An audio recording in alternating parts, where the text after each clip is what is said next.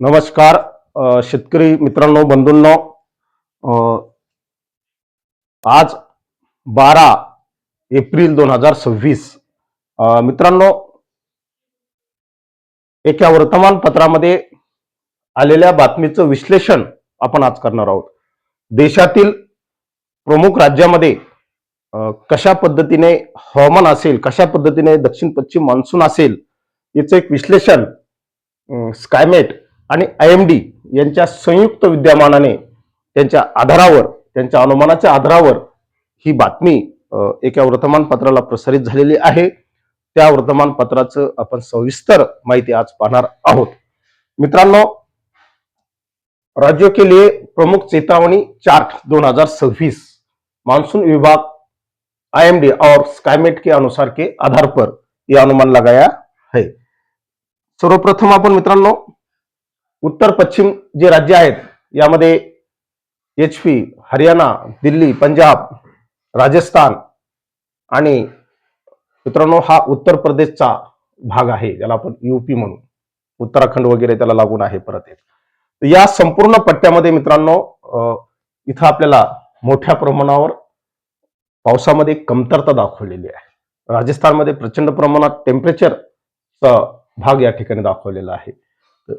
हा अंदाज या ठिकाणी महत्वाचा आहे. त्यानंतर मित्रांनो आपण पश्चिम आणि दक्षिण मध्य भागातली जी राज्य आहेत याचा आपण अभ्यास करणार आहोत.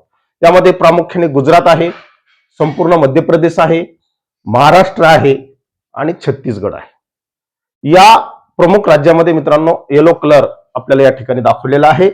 या ठिकाणी मित्रांनो मान्सून अनियमित वर्षा म्हणजे पाऊस हा अनियमित असेल. त्यामध्ये चिंता त्यांनी दर्शवलेली कशासाठी, सिंचाईमध्ये पिकांना पाणी देण्यासाठी मोठ्या प्रमाणावर आपल्याला कसरत करावी लागणार आहे असे एक भाकीत या ठिकाणी केलेलं आहे. म्हणजे पाणी देण्याच्या संदर्भात अनेक समस्या शेतकऱ्याला उद्भवू शकतात. मोठ्या प्रमाणावर या भागात पावसाळ्याच्या पिरियडमध्ये टेम्परेचर राहणार आहे. लक्षात घ्या मित्रांनो. म्हणजेच मी काल परवा सांगितलं की मान्सूनच्या पिरियडमध्ये ऐन पावसाळ्यामध्ये आपल्याला उन्हाळ्याचा अनुभव येणार आहे, हे लक्षात घ्या.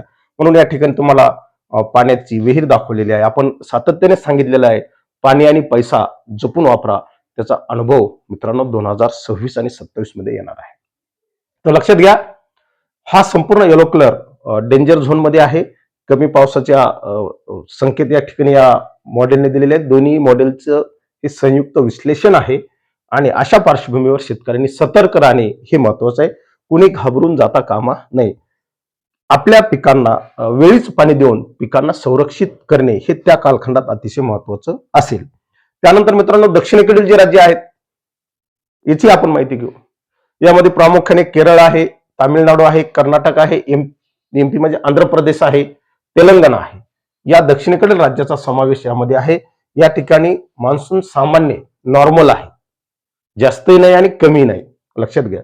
चिंता, बिजली गिरने की चिंता या ठिकाणी म्हणजे या ठिकाणी मोठ्या प्रमाणावर आंधी, तुफान आणि विजांसह पावसाची शक्यता केरळमध्ये आणि या दक्षिणेकडील राज्यामध्ये दाखवलेली आहे. अशा पद्धतीनं हा दक्षिणेकडील भाग आहे. त्यानंतर मित्रांनो हा देशाचा पूर्व भाग आहे, पूर्व उत्तर राज्य आहे.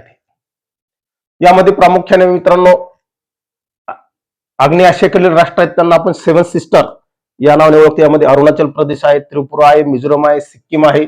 सिक्कीम मध्ये मित्रांनो कमी पावसाची शक्यता 54% या ठिकाणी दाखवलेली आहे. अनेक राज्य आहेत. या 7 सिस्टर मध्ये सुद्धा जास्त पाऊस राहणार आहे.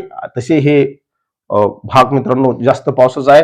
यामध्ये पश्चिम बंगाल आहे, ओडिसा आहे. ही सर्व राज्य अति पावसाची म्हणजे जास्त पाऊस, सामान्यपेक्षा अधिक पाऊस, अबाव नॉर्मल या ठिकाणी पाऊस दाखवलेले. या ठिकाणी भारी से भारी पाऊस त्या ठिकाणी पडू शकतो अशी एक जोखीम त्यांनी या ठिकाणी आपल्याला या बातमीमध्ये सांगितलेली आहे.